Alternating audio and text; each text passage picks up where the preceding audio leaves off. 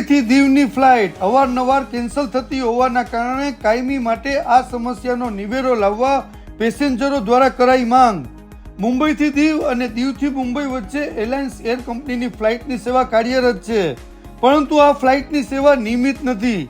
આજે પણ flight cancel થતાં મુસાફરો હેરાન પરેશાન થયા. આ મુસાફરોમાં સ્થાનિકો અને પર્યટકો હોય છે. ફ્લાઇટ કેન્સલ થતાં પર્યટકોનું મેનેજમેન્ટ ખોરવાય છે. રિસોર્ટ અને હોટલ કેન્સલ કરાવવા પડે છે અને રિફંડ પણ મળતું નથી. સ્થાનિકો દીવ નહીં આવી શકતા તેમને મુંબઈમાં હોટેલ ભાડે રાખવાની નોબત આવે છે. આવી ઘણી સમસ્યાઓ ઉદ્ભવતી હોવા છતાં એર કંપની ઉપર કોઈ કાર્યવાહી થતી નથી. એર કંપની ઉપર કોઈ એક્શન લેવાય કે ન લેવાય, પરંતુ દીવમાં આવતા પર્યટકોમાં ખૂબ જ નારાજગી છે.